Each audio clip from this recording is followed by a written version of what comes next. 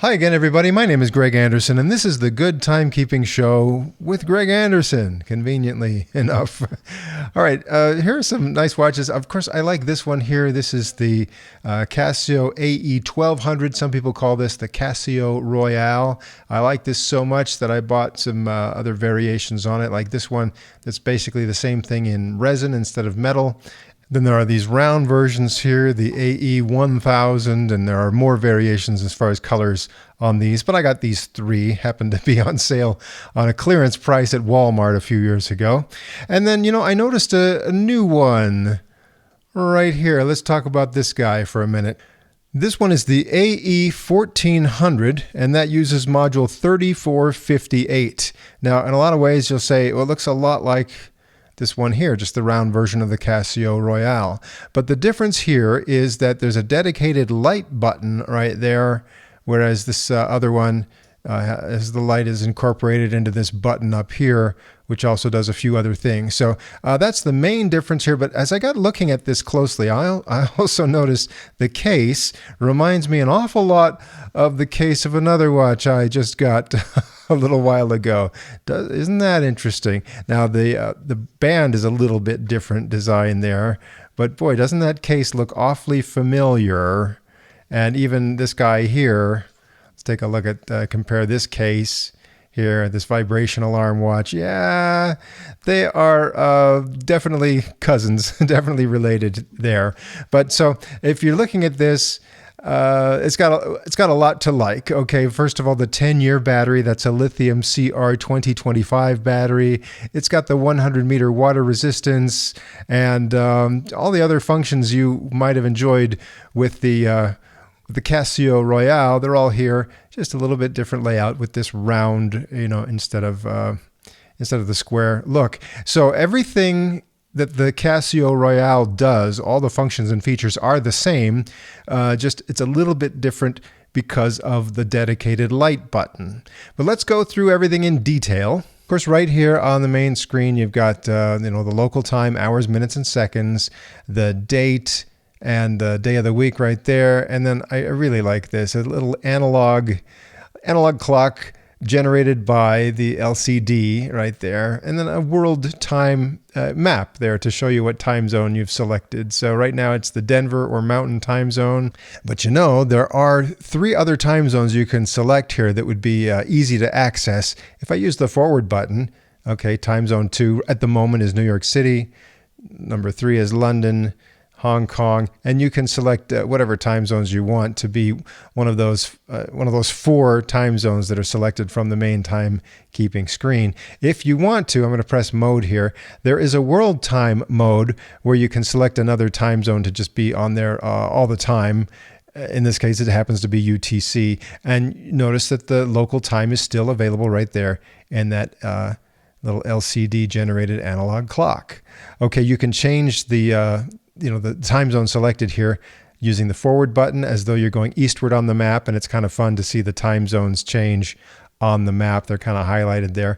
I can go the other direction using the reverse button, and of course get it right back to UTC. Another thing you can do with this mode is you can easily swap that local time with the world time by pressing these 2 upper buttons at the same time, and there you go. Now my world time is Denver and my local time is UTC, or go the other way around. So that's convenient if you happen to travel a lot, or for some reason you just want to switch between 2 time zones on a regular basis. Just put that there in your world time and make that swap whenever you want. I'm going to go to the next mode now. This is the alarm mode. There's an hourly signal that I can turn on or off there. Also, I have 5 alarms. So alarm 1, 2, 3, 4, 5, and you can set those to whatever you want. Now, this one is set for 6 a.m. right now, and the alarm is off. But if I push this adjust button, it says 1 on, which I like this. It means that the alarm is going to go 1 time at 6 a.m., the next time it's 6 a.m. tomorrow, and then it will switch itself to the off position after that. Or I could have it on, and it will just go on every day. But I like that 1 time on feature. Next mode is a countdown timer, and easily adjusted here. This is pretty intuitive if you're familiar with any Casio watches, really. You can select hours, minutes, and seconds, so set whatever duration you want, anywhere from just 1 second, any combination of hours, minutes, and seconds, all the way up to a full 24 hours. If you set this to all zeros, that's a true 24-hour countdown timer. Easily start that and stop that with this button down here, reset it with that button up there. Next, you have a stopwatch, 24-hour stopwatch, and that's kind of nice. Hours, minutes, seconds, and hundredths of a second. Split time is right up there.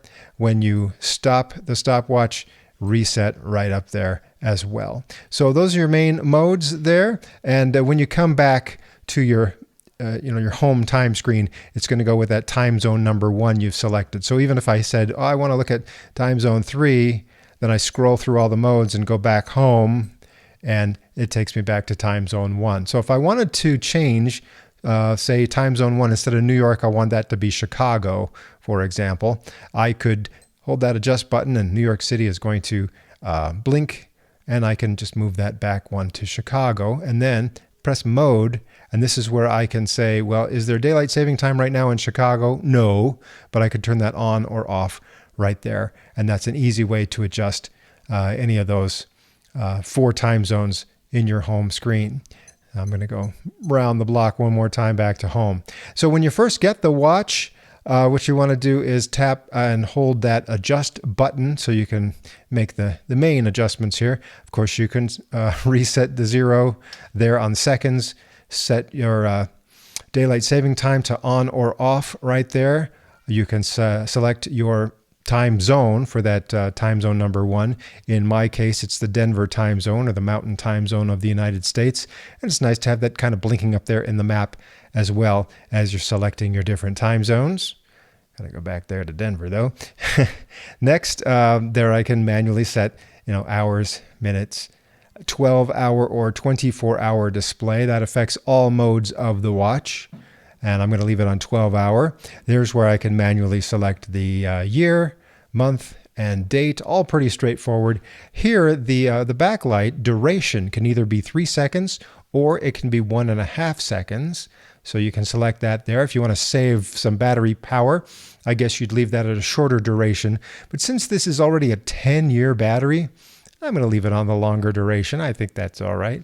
And back to the beginning. So that's everything you really need to know to set this up. Now let's take a look at that backlight. When you press the light button, you see it lights up pretty well. A couple of LEDs down there in the bottom corners, and that's what it does. Just goes on like that, and I think it looks really nice. Maybe in person it doesn't look quite that orange. It's a little more of a yellow there, but that gives you a pretty good idea of how well that lights up. I'm pretty satisfied with this backlight, and yes, it's very similar to the backlights on those other watches I showed you earlier. I almost forgot to tell you about this little window right here where it says alarm and signal. That just shows you that an alarm is set to go, at least one of them, and the hourly signal is set to go. So as I go in here and change the settings for any of those, you'll see how that changes. And yeah, so that's kind of nice. The other thing that shows up in that window, maybe you noticed I don't have the microphone pointed right at the watch, but as I scroll through all of these modes, you hear a little bit of a beep, and it also beeps when you start and stop a stopwatch. And so if you want to mute that beep, here's what you do. Go back to the your home location there, and you press and hold this mode button for just a few seconds. Hold that down, and boom. Now it says mute up there. So now it doesn't beep every time you change modes and start and stop the stopwatch. It will still beep at the end of a countdown timer, and the hourly signal and any of those alarms, it'll make beeps, but it's just a little more discreet when you mute the beeps right there. Let's take a look at the watch all the way around. On the back there, you see it's similar to a lot of Casio watches, a stamped metal back held on by 4 screws, and about once every 10 years, you might have to open it up to change the battery. But other than that, it should be, pretty much maintenance free. It's said to be accurate to within 30 seconds a month, but in my experience, it's doing much, much better than that. Like maybe a deviation of only 5 or 10 seconds, maybe even better than that. I'm going to do a kind of a long-range test on accuracy, and I'll let you know about the results of that. But I've had really good luck with quartz accuracy on even these very inexpensive Casios. Will this watch band last? I guess it will. With me, now it's hard to say because I have so many watches. I don't wear one watch every day, you know, all year long. So I can't really give you the long-term durability test on that. But I'm pretty satisfied this is going to do well. And one thing that I'm really happy about is that it's easy to get these replacement watch bands if there is a problem. Pretty affordable and pretty easy to swap that out if you need a new one. This is what it looks like on my wrist. My wrist is about 7.5 inches, and there's still just a few more holes in the strap there if I had a larger wrist than that. You know, pretty good size, you know, not too big, not too small, kind of that G-Shock look. Doesn't feel quite as sturdy as a G-Shock, but I think it'll do a fine job there. And here's what it looks like on the scale. Okay, weighing in about 48, 49 grams. Okay, not bad. How does that compare with, say, the resin version of that square Casio Royale? Okay, it's a little bit heavier. I think the case is a little bit thicker also. So you can see these other, Casio Royale variations, very similar. How about the all-metal Casio Royale, the AE1200? Yeah, quite a bit more, hefty there with all those metal pieces. But there you go, right kind of in the middle there on the lighter side, 48 grams or so for this guy. And I think that's pretty good. There are some color variations on this one, and I think there's a metal version of this you can buy as well, but I found this one at my local Walmart store for about $25 or so, and I think you should be able to find them online for about that much. If you want to go for the metal one, more power to you. This one was just convenient because it was right there at the store. Walk out the store and be wearing it just minutes later.